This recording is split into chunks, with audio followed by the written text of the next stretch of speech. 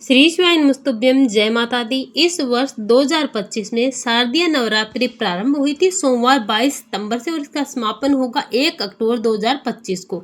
इस बीच नवरात्रि में अष्टमी कब पड़ेगी, अष्टमी तिथि कब से कब तक रहेगी, अष्टमी का व्रत कब किया जाएगा, अर्थात जो लोग अष्टमी का व्रत रहते हैं, आखिरी व्रत रखते हैं, वह आखिरी व्रत कब किया जाएगा, महिलाएं श्रृंगार कब चढ़ाएंगी, सुहाग कब चढ़ाएंगे, सुहाग कब लेंगे, कोछा कब और कैसे भरा जाएगा, कोछा भरने में सामग्री क्या क्या होनी चाहिए। इस बार नवरात्रि 10 दिन की पड़ रही है, इसीलिए अष्टमी और नवमी को लेकर बड़ा कंफ्यूजन बना, इसीलिए आप हमारी वीडियो में अंत तक बने रहें। और अगर आपने अब तक हमारे चैनल को सब्सक्राइब नहीं किया तो सब्सक्राइब करें, बेल आइकन जरूर दबाएं और कमेंट बॉक्स में जय माता दी जरूर लिखें। शारदीय नवरात्रि 2025 का प्रारंभ सोमवार 22 सितंबर 2025 को हुआ था। 22 सितंबर को कलश की स्थापना की गई थी और मां शैलपुत्री का आवागमन इस दिन हुआ था। शैलपुत्री की इस दिन पूजा और अर्चना की गई थी। 23 सितंबर को मां ब्रह्मचारिणी की पूजा अर्चना की गई थी। 24 सितंबर को बुधवार मां चंद्रघंटा की पूजा अर्चन किया गया था और गुरुवार 25 सितंबर को भी मां चंद्रघंटा की पूजा अर्चना और वंदन किया गया था, क्योंकि तृतीय तिथि 2 दिन पड़ रही थी, 24 और 25 को 2 दिन मां चंद्रघंटा की पूजा अर्चना और वंदन किया गया। शुक्रवार 26 सितंबर को चतुर्थी तिथि में मां कुष्मांडा की पूजा की गई थी और शनिवार 27 सितंबर को अर्थात पंचमी तिथि के दिन पंचमी को मां स्कंद माता की पूजा और अर्चना किया गया। रविवार 28 सितंबर को छठी तिथि रहेगी, मां कात्यायनी की पूजा और अर्चना की जाएगी।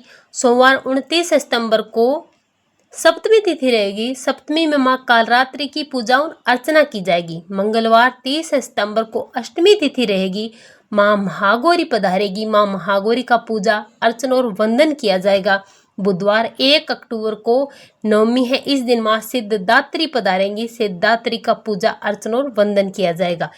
इस नवरात्रि में जो लोग पहला और आखिरी व्रत रखते हैं उन लोगों को आखिरी व्रत कब रखना है, अष्टमी किस दिन होगी, अष्टमी तिथि का प्रारंभ कब हो रहा है। सोमवार 29 सितंबर को दोपहर में 12:55 पर अष्टमी तिथि का प्रारंभ हो रहा है और अगले दिन मंगलवार को 30 सितंबर को 1:58 तक अष्टमी तिथि रहेगी।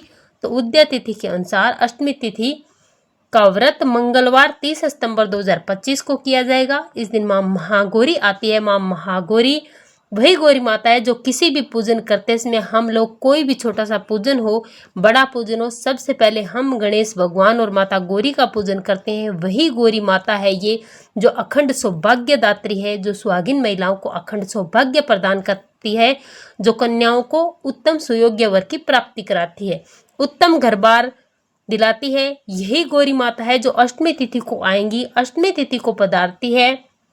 उनका पूजा अर्चन वंदन मन वाणी श्रद्धा विश्वास से किया जाता है। सुहागन महिलाएं, कुंवारी कन्याएं विशेष पूजन करती है, श्रृंगार सामग्री चढ़ाती हैं, कोछा बरती है। कोछा में क्या क्या होना चाहिए, कैसे पूजन होता है, क्या सामग्री होनी चाहिए, ध्यान से एक एक करके सुनिए। अष्टमी का व्रत मंगलवार 23 सितंबर को किया जाएगा। अब इस दिन क्या करना है, सभी लोग मन वाणी श्रद्धा से जपें। आप पूजन करते आ रहे हैं वैसे पूजन करें। पूजन करने के बाद में एक लाल कपड़ा हो या कोई भी चुनरी हो, उसमें श्रृंगार की सामग्री आपको लेनी है। कई लोग पहले दिन चढ़ा देते हैं, कई लोग आखिरी दिन चढ़ा देते हैं। जिन लोगों ने सामग्री नहीं चढ़ानी है, अब तक सामग्री श्रृंगार की नहीं चढ़ाई है माता रानी को, उनको 16 श्रृंगार की सामग्री चढ़ा देनी है। चढ़ाना क्या क्या है, कम से कम बिंदी, सिंदूर, आलता, चूड़ी अवश्य चढ़ानी है। और कुछ चढ़ाए या ना चढ़ाए, लेकिन ये चीज़ें आपको जरूर चढ़ाना है। इतनी चीज़ बिंदी, सिंदूर, चूड़ी, आलता, इतना चीज़ अवश्य लेकर आइए। और एक श्रीफल अर्थात एक नारियल, थोड़ा सा मखाना, चावल, हल्दी की गांठ, थोड़ा सा चावल, कुछ पैसा दक्षिणा के रूप में, पान और सुपारी रखकर उस चुनरी में या लाल कपड़े में गांठ लगा दीजिए। तो यह सामग्री सब चुनरी जो या फिर लाल कपड़ा है उसे बांध करके माता को कोछा के रूप में आप समर्पित कर दीजिए, अर्थात माता को छुआ के स्पर्श करा के माता के पास रख दीजिए। फिर सुहागन महिलाएं माँ को सिंदूर चढ़ाएंगी, माँ गौरी को सिंदूर चढ़ाएंगी। तो सिंदूर कौन सा होना चाहिए, लाल या पीला। इस दिन पीला सिंदूर होगा। कुछ पूर्वांचल क्षेत्र में, बिहार क्षेत्र में पूरे नवरात्रि में लोग श्रृंगार नहीं करते हैं, बाल नहीं धुलती है, सिंदूर नहीं लगाती है, केवल अष्टमी को ही लगाती है। पर वह मान्यताएं धारणाएं गलत है। सबको श्रृंगार करके ही पूजन करना चाहिए, लेकिन जैसे जिसकी मान्यता हो, मैं उसका हस्तक्षेप नहीं करना चाहती।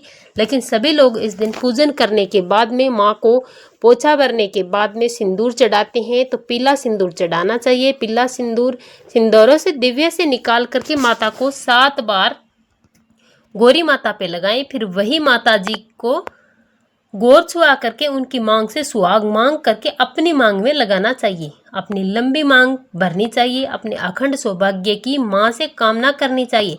आशीर्वाद मांगना चाहिए। कुंवारी कन्याएं बिंदी का एक एक बिंदी निकाल करके माता के मस्तक पर छुआ करके अपने मस्तक पे लगाना चाहिए। जो कुंवारी कन्याएं हैं उनके लिए जो बिंदी चढ़ाएंगी वही बिंदी लगा करके माता के मस्तक पर लगा देंगी। दूसरी बिंदी की माता के मस्तक पर छुआ करके अपने मस्तक पर लगा लेनी है। यह कुंवारी कन्याएं करेंगी। सुहागिन महिलाएं पहले सिंदूर चढ़ाएंगी, माँ की मांग भरेंगी, फिर माँ की मांग से अखंड सौभाग्य की कामना करते हुए सुहाग मांग के अपनी मांग में लंबी लंबी मांग भर लेंगी। इस तरह जो सुहाग लेंगी, इस दिन भूल कर भी एक गलती आपको नहीं करनी है। जो महिलाएं मासिक धर्म से हैं, पीरियड से हैं, वो भूल कर भी माँ का कोछा मत भरना, माँ को सुहाग मत चढ़ाना, माँ को श्रृंगार मत चढ़ाना। आप मासिक धर्म से हैं तो अपने घर में कोई भी हो, आपकी ननद हो, आपकी सासू माँ हो, आपकी देवरानी हो, आपकी जेठानी हो, किसी से भी आप सामग्री चढ़वा देना, कोछा माँ का भरवा देना। कोछा तो आपके घर में कोई भी, आपके पति बच्चे किसी से भी आप भरवा सकते हैं। लेकिन जो सुहाग चढ़ा सिंदूर चढ़ेगा वो कोई एक महिला चढ़ाएंगी। कोई ना हो तो अपनी सखी सहेली बुला लीजिए, माँ को सिंदूर चढ़वाइए। फिर वही सिंदूर जो मांग में लगाना है वह एक कागज़ की पुड़िया में रखवा लीजिए, उठा के रख देंगे। जब आप शुद्ध अवस्था में हो जाएं तो पहला स्नान करने के बाद वही सिंदूर अपनी मांग में सजाएं। भूल कर भी सुहाग की कामना करते हुए कहीं अशुद्ध अवस्था में माँ को आप स्पर्श कर लें, ऐसी गलती आप भूल कर भी मत करना। बहुत ध्यान रखना, इस दिन महानिशा पूजा होती है। अक्सर पश्चिमी बंगाल में, बिहार में, असम में, उड़ीसा में विशेष पूजन, इसे काली पूजन का नाम भी दिया गया है। विशेष इसमें तंत्र मंत्र की साधनाएं होती है। काली की विशेष पूजा रात्रि में 12 बजे की जाती है। जो तंत्र मंत्र जादू टोना वाले लोग हैं वही अवश्य ही इस दिन जो तंत्र मंत्र सिद्ध करते हैं। बाकी जनसाधारण लोग सिद्ध कुंजी का कवच का पाठ कर अपनी सिद्धि प्राप्त करते हैं, तो उनको भी महानिशा की पूजा करनी चाहिए। लेकिन वो एक दिन पहले करेंगे, अर्थात सोमवार 29 सितंबर को, क्योंकि रात्रि में अगर अष्टमी की रात्रि में मंगलवार 30 सितंबर को रात्रि में नवमी रहेगी, यह नवमी पूजन नहीं होता है। आपको सोमवार 29 सितंबर को ही मध्य रात्रि में 12 बजे अष्टमी रहती है। तो जिनको भी महानिशा की पूजा करनी है वह सोमवार 29 सितंबर को ही करें। बाकी सभी लोग जो आखिरी व्रत रखेंगे वो मंगलवार 30 सितंबर को ही करेंगे। और जो महिलाएं श्रृंगार, सुहाग, पोछा भरेंगी, गोदी भरेंगी, सुहाग लेंगी, यह मंगलवार 30 सितंबर को करेंगी। जानकारी आपको हमारी अच्छी लगी तो वीडियो को लाइक करिएगा, ज़्यादा से ज़्यादा इस वीडियो को शेयर करना ना भूलिए। जय माता दी।